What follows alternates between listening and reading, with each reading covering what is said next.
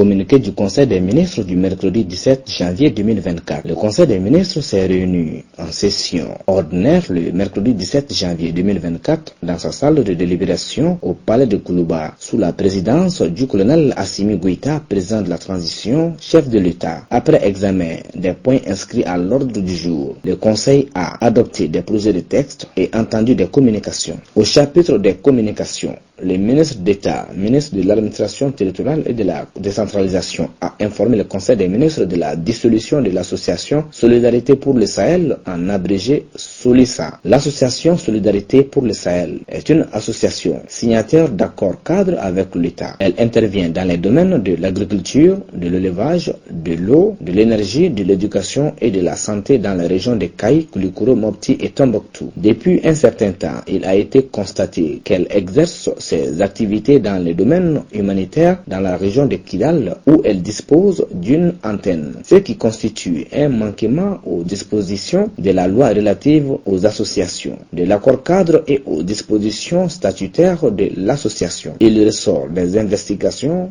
que l'association Solidarité pour le Sahel est un outil de financement des activités des groupes armés signataires du CSP-PSD, agissant en violation des textes et contre les intérêts de l'État et des populations de la région de Kidal. Les groupes armés, pour mettre en œuvre leur volonté de contrôler tous les financements destinés à la région de Kidal, ont parfois tué des prestataires humanitaires, détruit et enlevé tous les moyens des autres intervenants humanitaires afin de les obliger à mettre leurs moyens et fonds à la disposition de l'association Solidarité pour le Sahel. Ces agissements de nature à contribuer au financement du territoire et au blanchiment des capitaux constituent une menace pour la paix et porte atteinte à l'intégrité du territoire national. Au regard de ce qui précède et compte tenu du danger que l'association Solidarité pour le Sahel représente, sa dissolution et le démantèlement de ces dangereux réseaux complices s'avèrent nécessaires en vue de préserver la paix et l'unité nationale.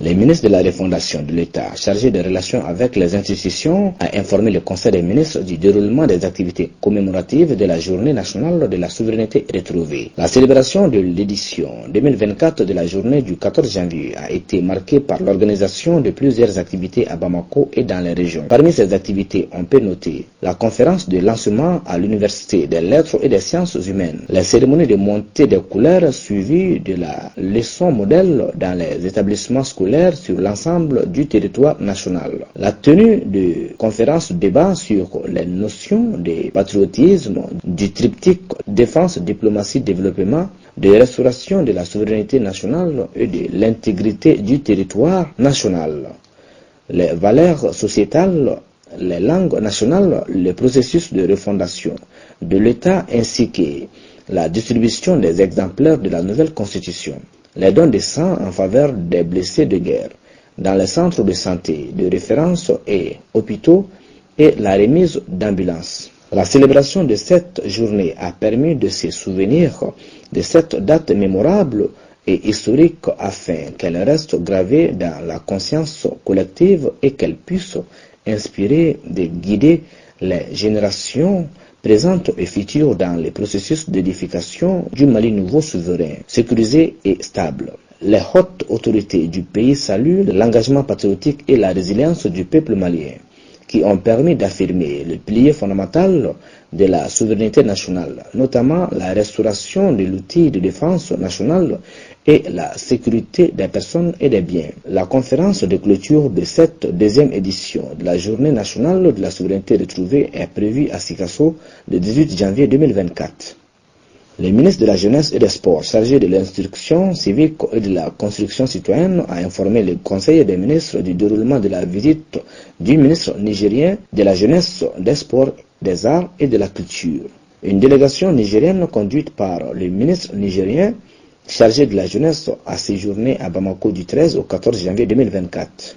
La présence de la délégation nigérienne au Mali avait pour objectif de prendre part aux festivités commémoratives de la deuxième édition de la Journée nationale de la souveraineté retrouvée.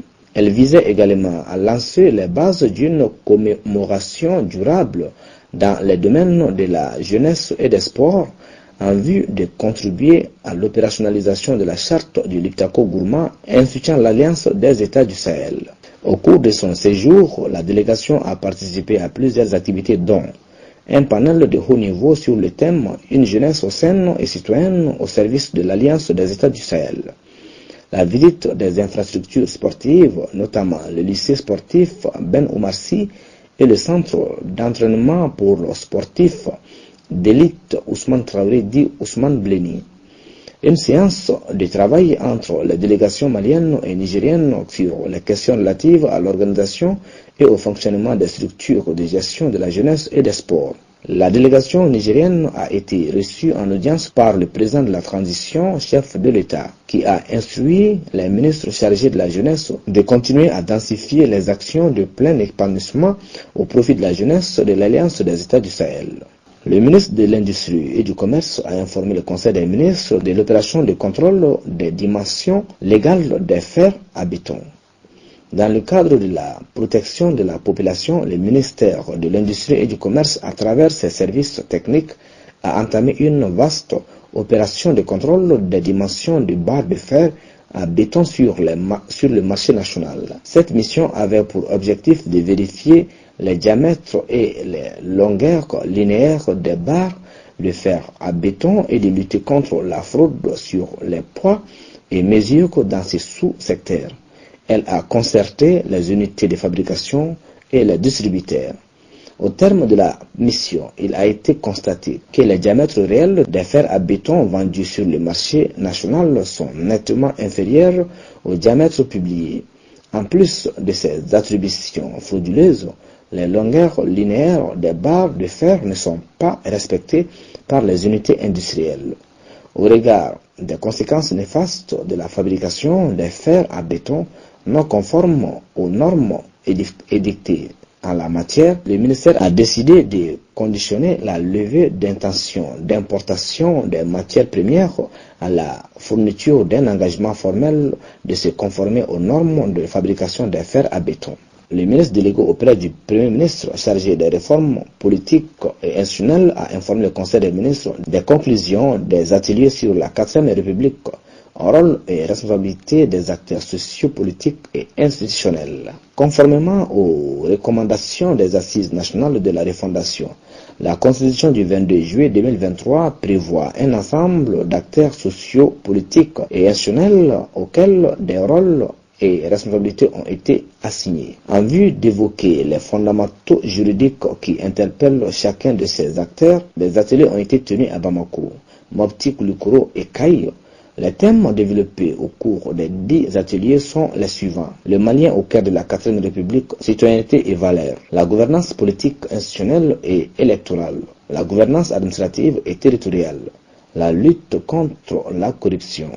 La défense nationale, civile et militaire. L'objectif était de mobiliser l'ensemble des acteurs dans le but de créer la synergie nécessaire à l'atteinte des objectifs de refondation de notre pays, d'identifier les outils et moyens juridiques que la Constitution met à disposition pour contribuer à créer les conditions de l'avènement d'une gouvernance vertueuse en vue de la stabilisation et le développement du Mali, de contribuer à la promotion et à la concrétisation de l'esprit de la réforme constitutionnelle. À l'issue des travaux, des recommandations ont été formulées entre autres poursuivre l'organisation de l'atelier et l'étendre au niveau local et dans la diaspora pour une plus grande appropriation des enjeux et responsabilités, poursuivre les renforcements des capacités techniques et opérationnelles des acteurs y compris par cible spécifique femmes, jeunes, personnes vivant avec un handicap média. Développer des modules et instituer des leçons modèles sur la citoyenneté